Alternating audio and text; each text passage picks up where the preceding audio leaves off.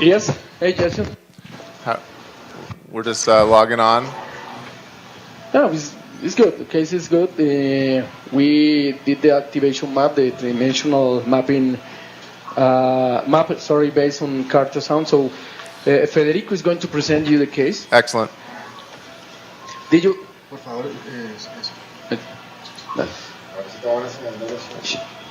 paciente de 68 años con historia de dislipidemia e hipertensión arterial, con antecedente de extrasistolia ventricular esporádica. Paciente se le implanta para prevención de muerte súbita en el 2015 un ICD subcutáneo que posteriormente es explantado por inversión del dispositivo. Paciente reconsulta por extrasistolia ventricular frecuente y sintomática con deterioro de clase funcional a pesar de medicación óptima. Tenemos acá el electrocardiograma del paciente donde observamos que se encuentra con bigeminismo. Tenemos una extrasístole que tiene algunas características que vamos a discutir. Tenemos primero que nada, a nivel de D1, tenemos una primera inflexión positiva con un posterior deflexión negativa. Tenemos un eje inferior derecho. Tenemos una morfología de rama izquierda. Vemos que hace una transición hacia B3.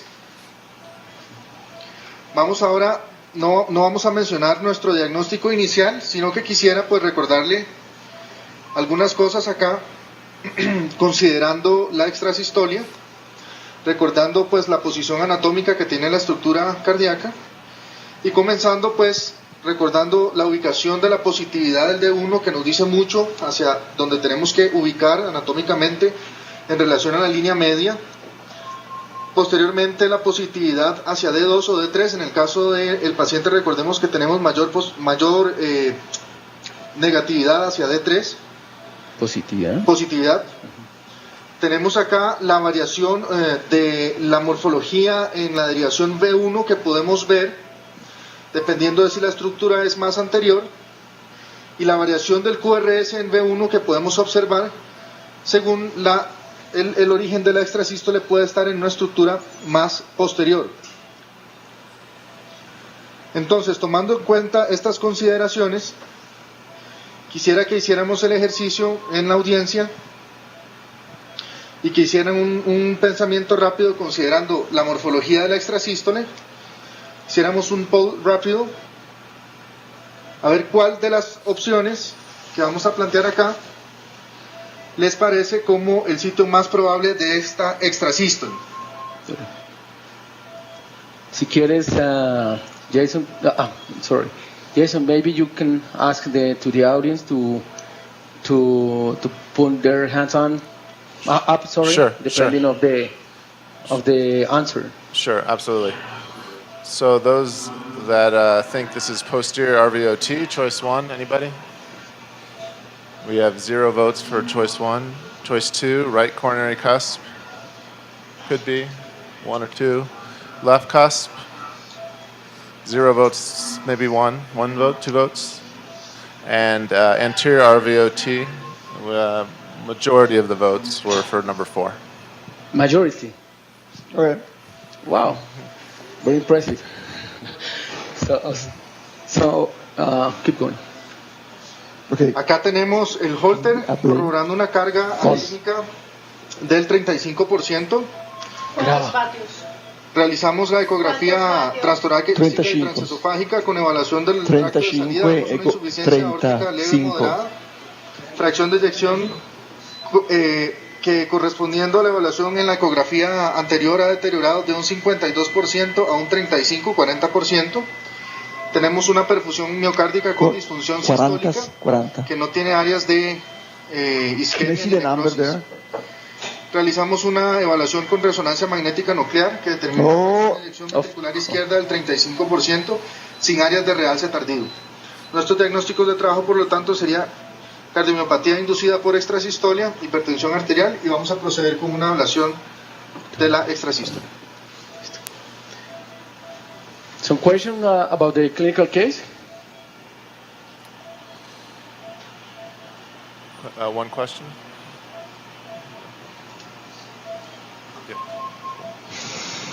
Hello. Aló, ¿podrían aclararme por qué le pusieron un desfibrilador? El desfibrilador, pues en una valoración inicial, el grupo tratante, el grupo que lo valoró, consideró que era una cardiopatía y evidentemente no era, es decir, en esa época ya tenía extrasistolia ventricular frecuente y fue llevado a implante desfibrilador pensando en que la extrasistolia era secundaria a la cardiopatía. Evidentemente la sospecha hoy en día es que sea más una cardiopatía por extrasistolia frecuente. Obviamente pues podemos discutir un poco al respecto, ¿no es cierto? Cómo diferenciar el paciente que tiene cardiopatía dilatada de algún tipo y secundariamente hace extrasistolia, o viceversa, el que tiene extrasistolia frecuente y hace dilatación secundaria. Y podemos basarnos en ciertos aspectos clínicos, por ejemplo, si podemos tener un récord de los electrocardiogramas y Holters y al mismo tiempo seguimiento de eco. Hay algunos pacientes en que uno buscando en la historia clínica lo puede encontrar, pues uno podría establecer qué pasó primero. Si primero se dilató y después apareció la extrasistolia ventricular frecuente, sospecharíamos más que es una cardiopatía con extrasistolia secundaria, y viceversa, cuando en el seguimiento de la historia clínica año tras año del paciente se observa extrasistolia ventricular muy frecuente y posteriormente aparece dilatación y disminución de fracción de eyección, probablemente sea una cardiopatía por extrasistolia. De hecho, también nos ayuda la historia clínica. Digamos, en pacientes que tengan antecedentes de cardiopatía familiar, por ejemplo, por supuesto, pacientes que tengan antecedente de cardiopatía de cualquier origen, isquémica, chagásica, valvular, etcétera, la presencia de extrasistolia ventricular frecuente y cardiopatía dilatada en esos pacientes nos llevaría a pensar más en que la extrasistolia sea secundaria a la cardiopatía y no al revés. Y también nos ayudamos de resonancia nuclear magnética. Cuando tenemos estos casos y la resonancia muestra áreas muy extensas de realce tardío con gadolinio, de cicatrices, pues evidentemente estaremos más ante una extrasistolia ventricular, pero secundaria a una cardiopatía pues de cualquier origen.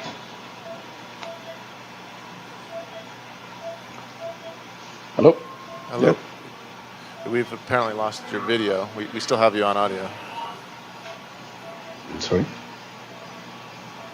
Excuse me? We still have you on audio, but we don't have the video.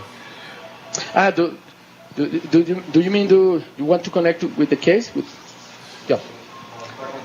Mm-hmm. There we go. Yeah. Okay. Excellent. Yep. So Luis, do you want to walk us through what your thought process was in terms of the initial mapping? 40. Say again, please. Do you want to walk the group through your initial thought process based on the EKG and your initial mapping strategy here? Oh. That's right. Andrea. Yes. Say it again, please. Do you want to walk us through, based on the EKG and the PVC morphology, what your initial mapping strategy is going to be here in terms of... Yeah. So what you see here, actually, if we can get on the ECG on the monitor, the right sequence, because V5 is up there. So you see that there is a late transition here with lead 1 that is negative. So obviously we're thinking about more RV, right? And because lead 1 is negative. So,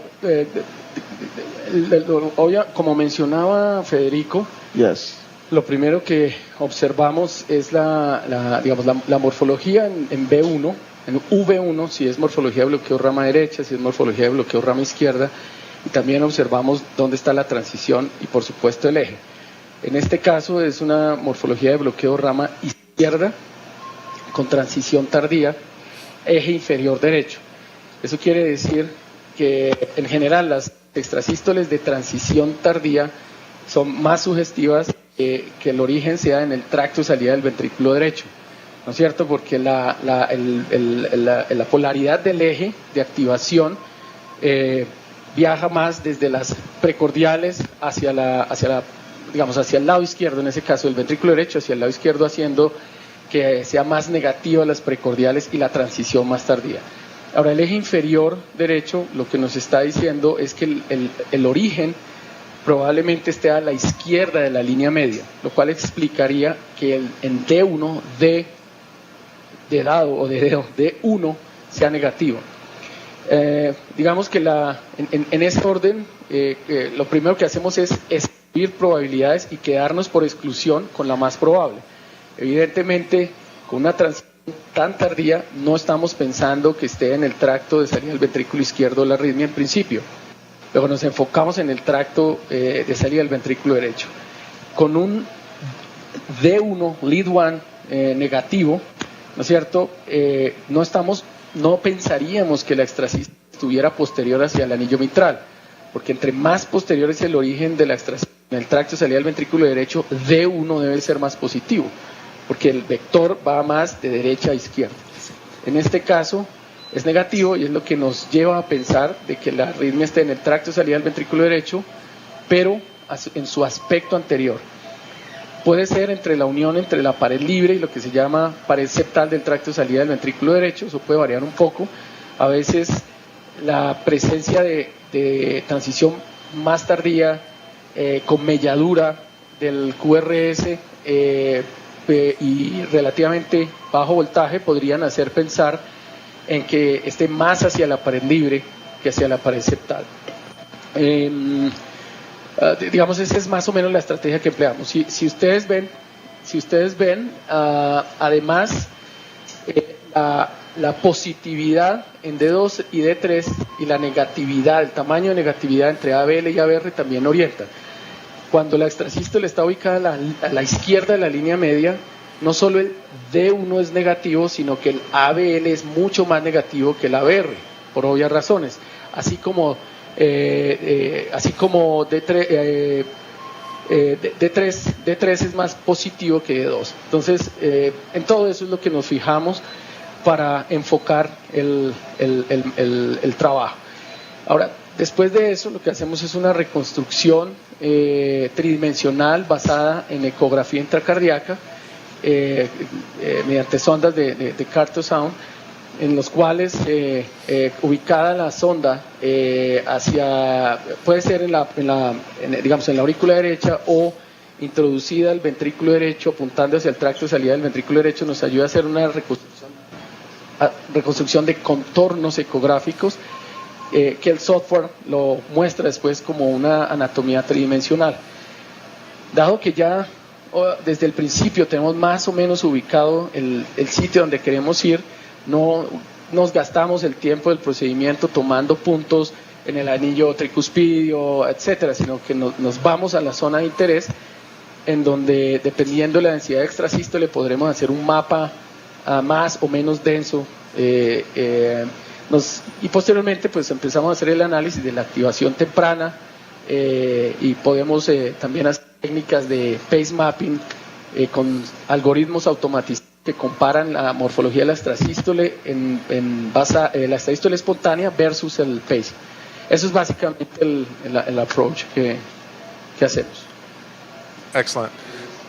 The one point I tend to make for our fellows is that the precordial transition in the lab is often different than on a 12-lead EKG, and that's because the leads are often moved for patches or other needs of the lab. And so in this case, the V4 transition certainly points you to the right side, to the right outflow.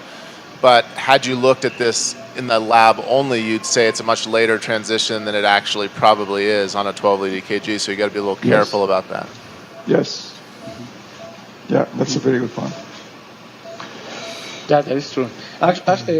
De hecho, pasa lo mismo cuando compara uno la morfología de la extrasístole en un paciente en quien el registro se hizo en una prueba de esfuerzo, porque obviamente está de pie, versus si está acostado, y versus la sala, porque evidentemente la disposición de los electrodos cambia, a veces está más anterior, más posterior, etc.